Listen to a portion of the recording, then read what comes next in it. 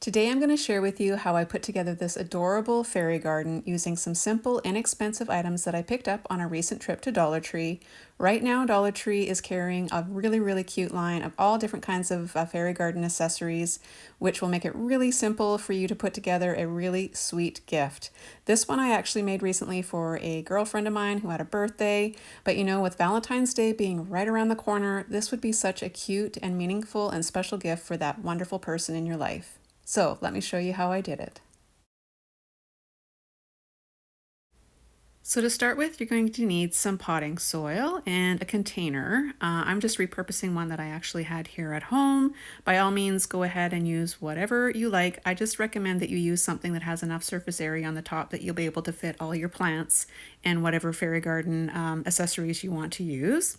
So the next thing, obviously, you're going to need some kind of plants, and I picked up two from just a local trip here to my grocery store. These were really inexpensive, and yeah, these are the two that I picked out. This first one is an umbrella tree, and you'll notice here that I'm just going to just tickle the ends here just to make sure that the roots kind of get loosened up a little bit, and then I'm just going to just plunk it right down, make a little space for it, and just kind of make sure that you're getting all that soil all the way around the root ball, and kind of just gently tapping it into place, pushing that soil down around it so that it's all nice and firm so that it's not going to go anywhere.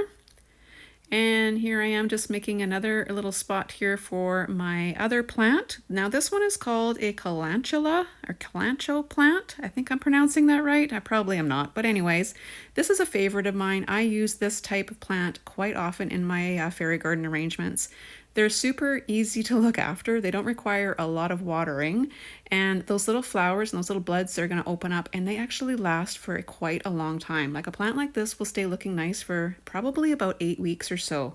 Like I said, they come in many different colors, so yeah, you can definitely find something that will suit your fancy. And then I'm just going to just add a little bit more soil here, making sure again that I'm just getting that soil all around the root balls, making sure that I'm tapping it all down, make sure there's no air pockets. And yeah, I'm just going to clean up my mess here a little bit, make sure everything looks nice before I head on to the next step. So I like to put like a piece of plastic or a garbage bag or something underneath my fairy gardens because I always get soil kind of everywhere. So by doing that, it just makes cleanup so super easy. Just kind of fold everything all up and just throw it away. Easy peasy. So the next step is to decide what type of accessories, ground cover, all that kind of stuff that you want to use. Now I have a lot of fairy garden pieces that I can pull from my stash. So I have all these little arches, some have lights on them, some are different colors. Yeah, I've been collecting fairy garden items for a very long time, but you know what? You can make your own arches very simply by just using some popsicle sticks or coffee stir sticks. I don't know, you can use all different kinds of materials. You could make your own little arch. Pathways are another really great little addition to put into a fairy garden. Now, if you don't already have some like this one, you can make your own pathways as well using a product called Shapecrete. I have done that before in the past. You could also just use pebbles to kind of line, make a little path that way. The sky's kind of the limit. I just, suggest that you just kind of use your imagination, and yeah, you'll figure it out. So I'm going to start with this adorable little bench that I picked up from Dollar Tree. Like I said, they just have some really cute accessories. And when I saw these ones that I picked out, I knew that I could make something super cute. So here I am just kind of looking around, seeing how I could use these pieces. This is a favorite of mine. I had never seen this one with the little gnome on the swing. I just think it is so adorable.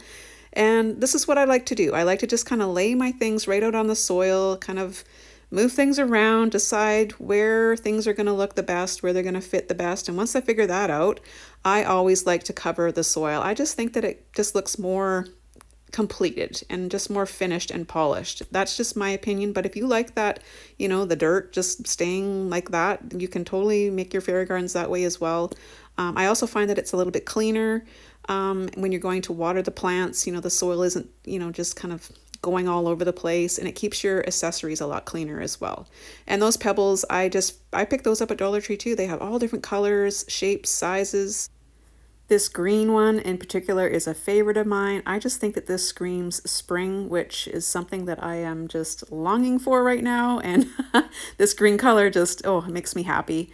So I'm just covering up the other side of the path here, and I usually like to kind of tuck it under whatever leaves, that the plants have, and I just kind of just shove it all under there just to kind of hide all that dirt because like I said, I just like that look of everything just being kind of all covered up, and yeah, it just looks so much more kind of professional that way, I think.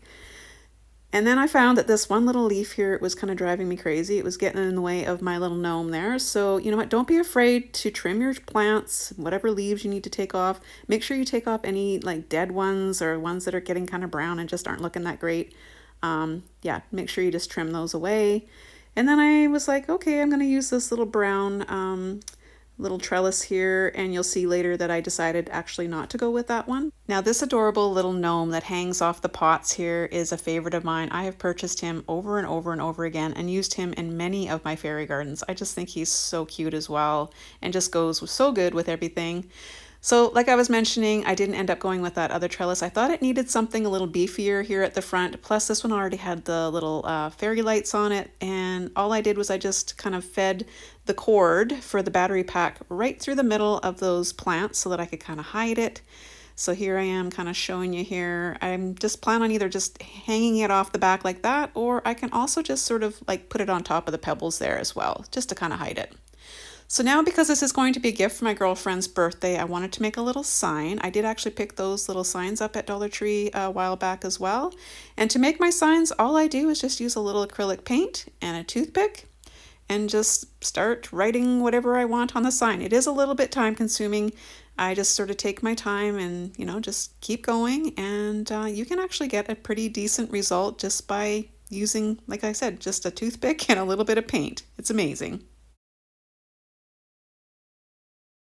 So I decided my sign was looking just a little bit too plain, so I figured I would just make some little simple flowers and do kind of like a little border around just to make it pop a little bit more.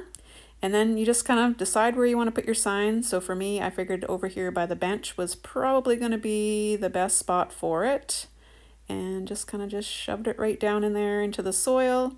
And then I had these adorable little mushrooms that I had from Dollar Tree as well, and I just kind of plunked them down, and I think they add a little bit of whimsy. They definitely go with the gnome theme, and they definitely give a little pop of color. So you can see that this little garden looks pretty good from all angles. You could even do a little decorating in the back there if you really wanted to.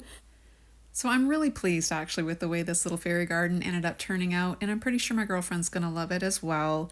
So I'm just gonna put this adorable little gnome right back here on the side, and here is the one last look at this sweet little fairy garden.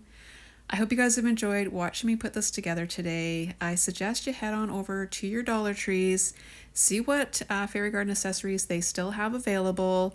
These are so easy and so much fun to make, and you can get your kids involved. These would make such great gifts for Valentine's Day for grandmother, a teacher even, a friend. I don't know anybody that wouldn't want to receive one of these sweet little arrangements. So until next time, I hope you guys are all doing well, and I will see you again on the next video. Bye for now, everyone.